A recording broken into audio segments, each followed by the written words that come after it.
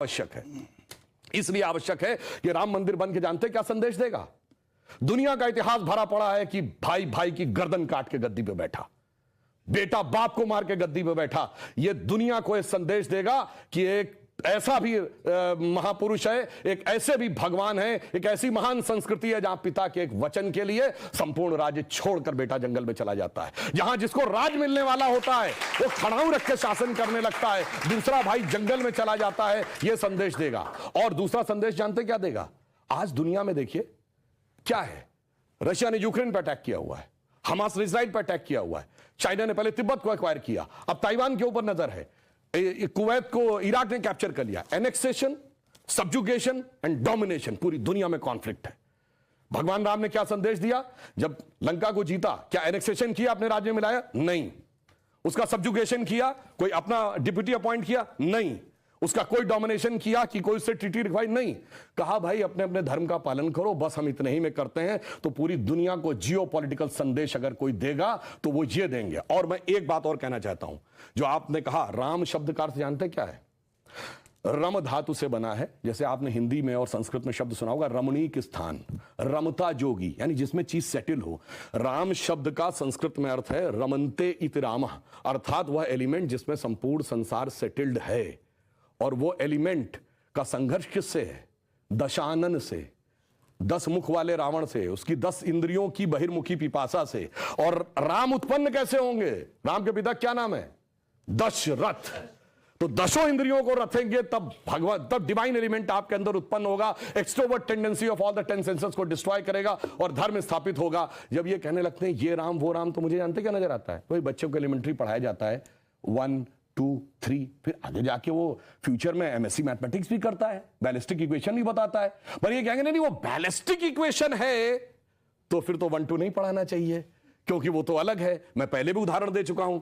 4 - 3 = 1 होता है। आप सब ने जब क्लास 2nd 3rd में एडिशन सब्सट्रैक्शन सीखा, अगर आप 3 - 4 करते टीचर डांट देती थी। बेवकूफ ये नहीं पता कि 3 - 4 नहीं हो सकता, पर 3 - 4 होता है -1। ये बताएंगे -1 का स्क्वायर रूट होता आई, जो सारी बैलिस्टिक इक्वेशंस का मेन अंग।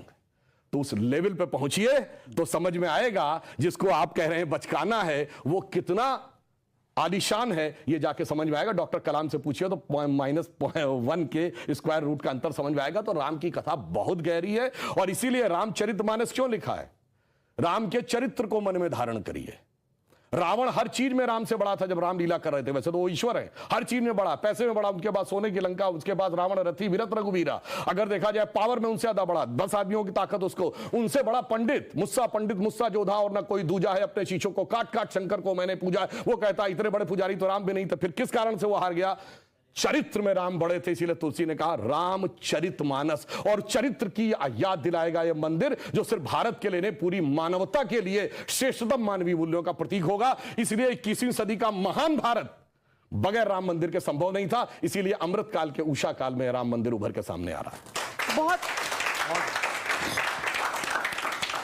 बहुत अच्छी बात आपने कही, लेकिन आपने जो बात की सिया राम, सिया के बिना राम, सिया के बिना राम, मैं यही सवाल पूछ, सीताराम येचुरी जिनके नाम में भी सीता भी है राम भी है, अब उनको दिक्कत है, उनको लगता है ये हमारे कॉन्स्टिट्यूशन के खिलाफ। मैं उसका भी जवाब दे दूं। देखिए बहुत लोग कहते हैं कि सिया राम, जय सिया राम बोला जाता है। नहीं, हमारे बोला जाता सियावर रामचंद्र की जय। भगवान का नाम लेकर नमः पार्वती पतये हर हर महादेव।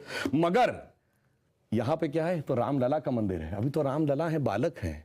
जब बड़े होंगे, विवाह होगा, तब सिया राम होंगे ना। अभी तो श्री राम ही है, रामलला है। तो जब राम मंदिर का बात आएगी, रामलला का मंदिर में तो जय श्री राम ही होगा। जब वो बड़े होकर राजा राम बनेंगे तो जय सिया राम होगा।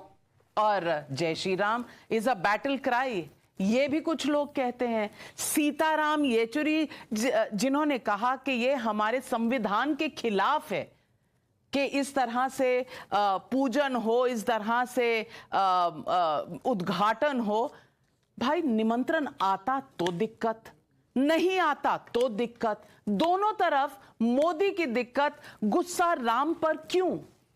नविका जी, मैं तो मर्यादा पुरुषोत्तम राम का उपासक हूं। मेरा नाम ही पवन कुमार है। तो मैं तो उनके साथ ही हूं। पर कभी कभी मुझे सुधांशु जी की बात से लगता है कि संविधान को हटा देना चाहिए। अब सारी प्रेरणा के स्रोत श्री राम है। मतलब इस देश में, इस महफिल में, इस अंजुमन में बहुत से ऐसे लोग हैं जो श्री राम को भी मानते हैं और चिदानंद रूप शिवोहम शिवोहम को भी मानते हैं, देवी को भी मानते हैं। तो मैं समझता हूं कि एक हद तक तो ये कहना सही है कि श्री राम इस देश की, जैसे मेरे मित्र रंगनाथन जी ने कहा, एक सिविलाइजेशनल वैल्यूज के प्रतीक हैं। और हम हैं एक एंशिएंट सिविलाइजेशन और एक young nation. We are an ancient civilization. तो श्री राम का पूजन, उनके लिए एक भव्य मंदिर बनाने में कोई किसी को परेशानी नहीं होनी चाहिए।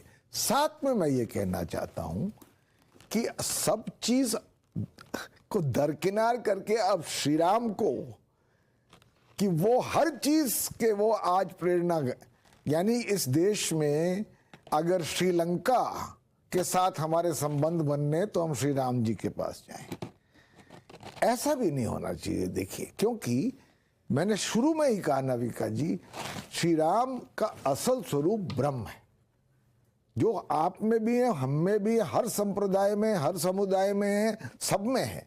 और एक श्री राम जी की खास व्याख्या है।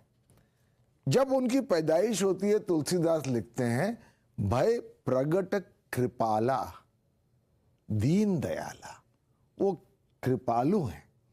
जब हम वो जो भजन सब गाते हैं, श्री रामचंद्र कृपालु भज मन। कृपालु भज, तो इसलिए एक श्री राम को एक वेपनाइज करने की जो कोशिश होती है, मैं समझता हूं कभी कभी गलत हाथों में उसका दुरुपयोग होता है। मेरा ये मानना है कि देश, नाविका जी, कमज़ोर अपने अतीत से नहीं होते।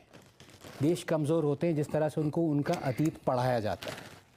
70 साल से हमें हमारा अतीत ये पढ़ाया गया है कि जो हमारे अगेंस्ट हिस्टोरिकल इनजस्टिसेस हुए हैं उनको माफ़ कर दो, उनको भूल जाओ। मैं बार बार, जैसे पवन जी ने बात करी कि सुधांशु जी जो चाहते हैं कि कॉन्स्टिट्यूशन हट जाए, राम राज्य आ जाए। कॉन्स्टिट्यूशन के पन्नों पे जहाँ पे फ्रीडम ऑफ स्पीच है, आर्टिकल है, उस पे एक इंस्क्रिप्शन है, इमेज है, लॉर्ड राम सीता मैया के साथ और लक्ष्मण जी के साथ अयोध्या वापस लौट रहे हैं। कॉन्स्टिट्यूशन में इमेज है। और ये आप किस राम राज्य की बात करते हैं? राम राज्य का मतलब मैं जानता हूं जिस तरह से जस्टिस दिया गया हर किसी को, इतने एक्सट्रीम तक जस्टिस चला गया कि अपनी वाइफ को भी उन्होंने नकार दिया और जो कुछ कह रहा था उनके अगेंस्ट उसको जस्टिस देने का मतलब एब्सोल्यूट एक्सट्रीम। ये तो वैसे महिलाओं को पसंद नहीं है वाल्मीकि जी का ये जो प्रसंग। हाँ, पर मैं ये कहना चाह रहा हूं कि राम राज्य का मतलब है जस्टिस। ये कैसा जस्टिस है जहां पे हिंदुओं, ये कैसा राम राज्य आ गया है हिंदुओं के लिए, जहां पे हिंदू अगर कहते हैं कि ये मंदिर हमारा है, ये हमें वापस दो, वो कोर्ट्स को भी अप्रोच नहीं कर सकते जस्टिस के लिए। कम से कम जजमेंट आपके अगेंस्ट जाए, फॉर जाए, वो अलग बात है। यहां पे तो आपने प्लेसेस ऑफ वर्शिप एक्ट लगा दिया है राम राज्य में, जहां पे आप कोर्ट के पास भी नहीं जा सकते। ये कैसा राम राज्य है जहां पे आपने सिर्फ टेंपल्स को कंट्रोल किया है, जहां पे 7 लाख हिंदूज अपने ही देश में, मेजॉरिटेरियन स्टेट में, हिंदू राष्ट्र में रेफ्यूजीज हैं। हिंदू ऐसे राष्ट्र बहुत मत सारे- बोलिए, ऑब्जेक्शनेबल है। और हिंदू राष्ट्र से बहुत तो बोल चुके हैं कि पर हाँ मैं हाँ बस- ठीक है। लेकिन रांची सैम जी खत्म पिट्रोडा करने जी वाला। कहते हैं कमलनाथ के फॉलोअर हैं। नहीं नहीं नहीं, मुझे बिल्कुल नहीं, मुझे मगर मालूम था कि हम हिंदू नरेंद्र धर्म मोदी को जी के सनातन फॉलोअर धर्म का हैं। उन्मूलन नहीं और कर कमलनाथ रहे के फॉलोअर कब से हो ना गए? ना ना, कमल एक जी चेहरा नहीं। ये है और एक चेहरा है इरेडिकेशन ऑफ सनातन धर्म। बस मैं आपको खत्म कर रहा हूं। कमलनाथ दोहरे में के निपट गए रेफरेंस की भाई। जरूरत नहीं, पर हिंदू राष्ट्र आपने कहा तो मैं कह रही हूँ, माफ इस